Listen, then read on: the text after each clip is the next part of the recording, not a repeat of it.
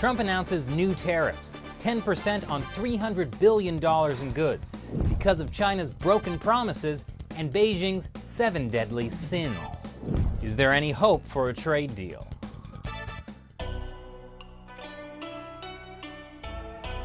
Welcome back to China Uncensored. I'm Chris Chappell.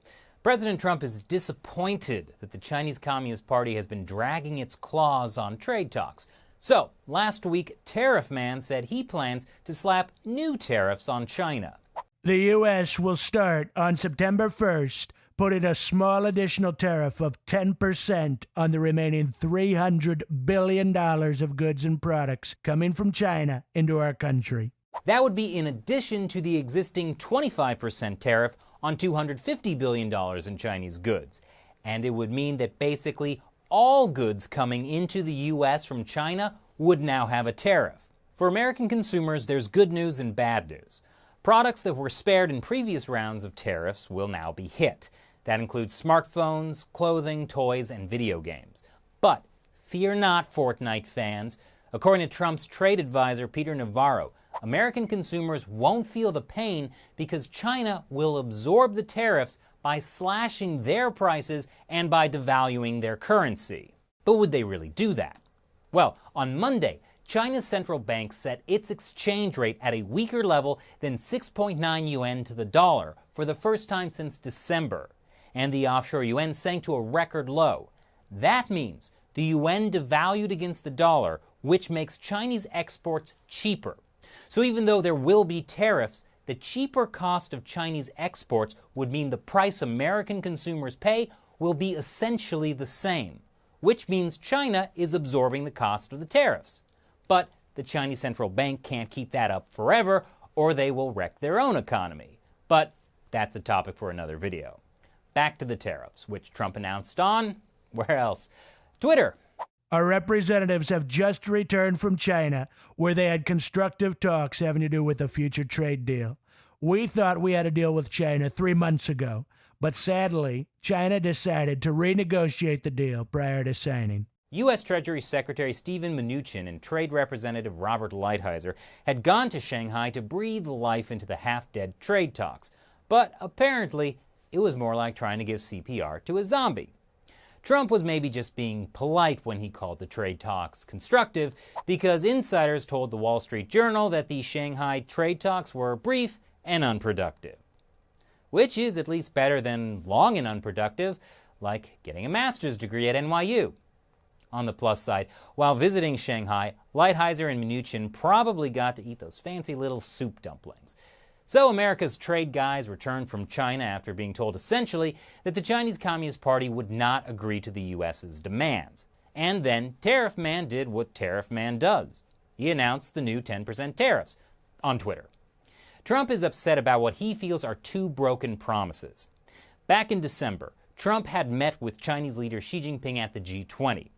And afterwards, the White House said China agreed to purchase a very substantial amount of agricultural and other products from the United States. This did not happen. The White House also said China would stop the illegal exports of fentanyl. That's the synthetic opioid that's played a big part in America's deadly drug epidemic. Xi Jinping, in a wonderful humanitarian gesture, has agreed to designate fentanyl as a controlled substance, meaning that people selling fentanyl to the United States will be subject to China's maximum penalty under the law. Well, there wasn't much of a humanitarian gesture after all. Fentanyl has continued to flow from China into the United States.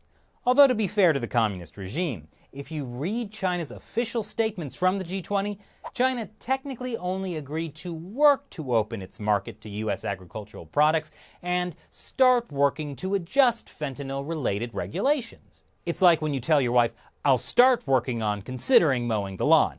She can never prove you didn't start working on considering it. But technicalities don't mean much to Trump, since at the end of the day, the Chinese Communist Party is still not buying enough American goods, and Chinese fentanyl is still killing Americans. Hence, the new tariffs.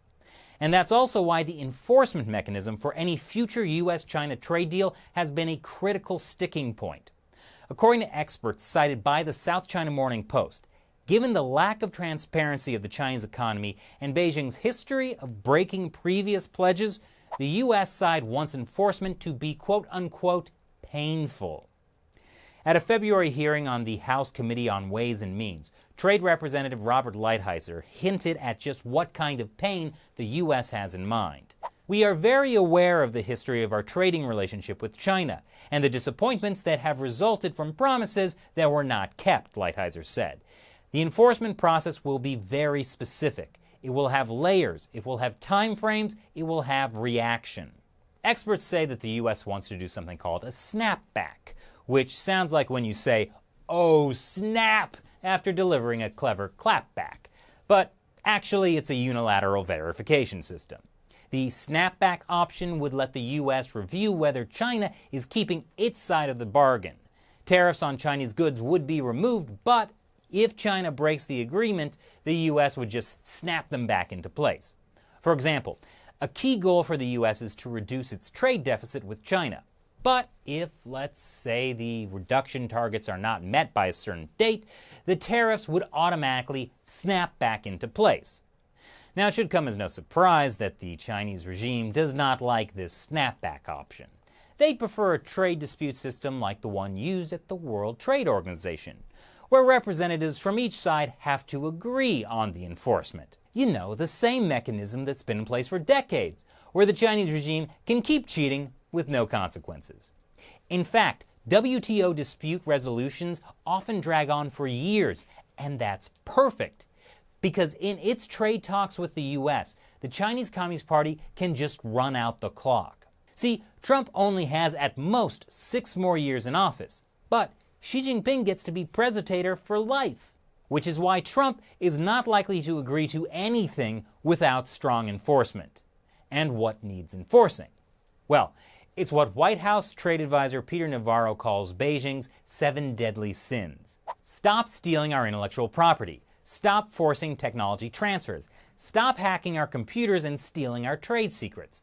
Stop dumping into our markets and putting our companies out of business. Stop state-owned enterprises from heavy subsidies. Stop the fentanyl and stop the currency manipulation. Of course, the Chinese Communist Party doesn't know about the 7 deadly sins. They never went to Catholic school. Or watched that weird Brad Pitt movie from the 90s. I suggest using a more awkward Chinese communist propaganda name, like the 7 Stops. Not that that would actually stop them. In fact, in response to Trump announcing the new tariffs, Chinese authorities devalued their currency, which makes it harder for U.S. companies to sell stuff in China. And they ordered Chinese state-owned companies to stop importing U.S. agricultural goods. And then China's UN delegate Zhang Jun blasted Trump's tariff threat as an irrational, irresponsible act. And we do oppose that such a decision has been made. And we definitely will take whatever necessary countermeasures to protect our fundamental right. Yes, the Communist Party has a fundamental right to not be punished for cheating on trade. Still, Trump is part carrot, part stick when it comes to negotiating with China. Trump tweet-fed a bit of carrot, saying he'll continue positive dialogue, and referring to Xi Jinping as his friend. And the stick? Well, after the Chinese central bank let the yuan fall, which the central bank says had nothing to do with the tariffs, the U.S. Treasury Department immediately did what Trump had promised to do as his first thing in office: label China a currency manipulator. Now, practically speaking, officially calling China a currency manipulator doesn't do much for now, but it is a heck of a snapback. So, what do you think about Trump's new threat to impose tariffs on China? Leave your comments below. And now, it's time for me to answer a question from one of you, a patron who supports China Uncensored with $1 or more per episode through the crowdfunding website Patreon. Philip Conway asks, did the Chinese Communist Party get a grip of Italy just so they can get a hold of their ice cream, even though it's not quite as good as the Russian type? The Communist Party wanted Italy to join the Belt and Road not for the ice cream, but for the political influence. Also the ports. Italy is one of the world's top 10 economies. Plus, the Belt and Road is a great way for the Chinese regime to make more European countries more dependent on Chinese money, and that gives them more sway over European politics. Also, I know that Xi Jinping enjoys his Russian ice cream, but I'm not convinced it's better than gelato. I'll have to try it next time I go to Moscow or Brighton Beach. What's that, Shelley? Oh, yes. Shelley is going to Italy in a month. So if you have any tips on who she should talk to for information on China's growing influence in Italy, email us at chinauncensored@gmail.com. Thanks for your question, Philip.